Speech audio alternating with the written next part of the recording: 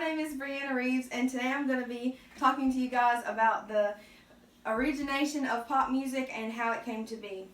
So, Pete Seeger says that pop music is professional music which draws upon folk music and also fine arts music.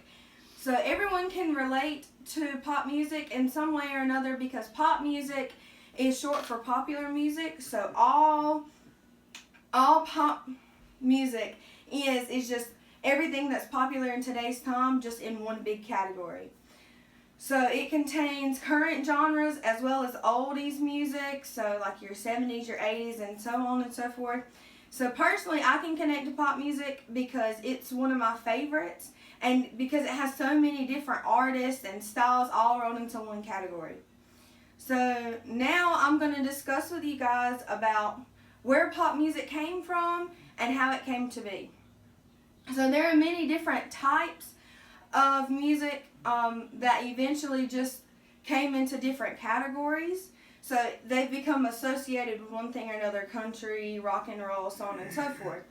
So it originally started, people took rock and roll music and kind of just twisted it and made it into pop music. So it was created from the rock and roll movement in the early 1950s. And then it was created by recording companies that wanted to get more of the early generation's attention because they needed to make more money, obviously. So they were just on the hunt for ways to get their attention, okay? And pop music was also created from other types of music that were popular also in the 1950s, as well as still today. So another style of music that has a significant impact on the creation of pop music is blues-influenced rock and roll. So those artists would be like Chuck Berry, so on and so forth. So all it is it takes like rock and roll music and it's kind of more relaxed. That's what blues-influenced rock and roll is. And another style of music that also had a major impact on the creation of pop music is what they call rockabilly.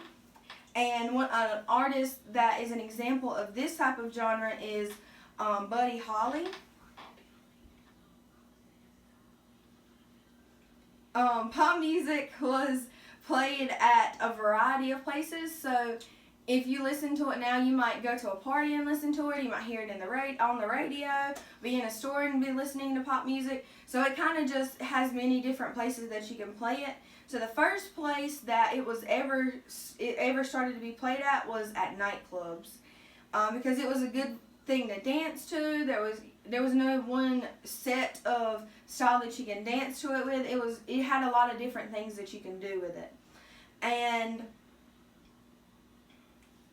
it was also starting to be played on radio stations after these recording companies found out that people liked the music, not only younger people but also their parents and so on and so forth.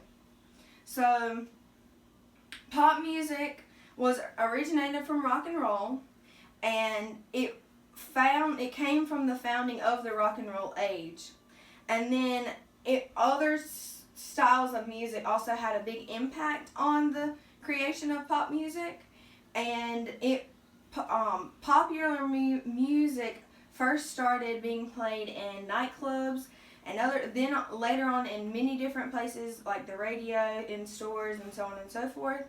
And pop music is still around today, so it's something that you can connect to. If you say pop music, you don't think about like just Michael Jackson or Taylor Swift. You can think about many different artists. And when it was first invented, it wasn't just one artist, it was many different artists. So I hope you all enjoyed listening to the creation of pop music.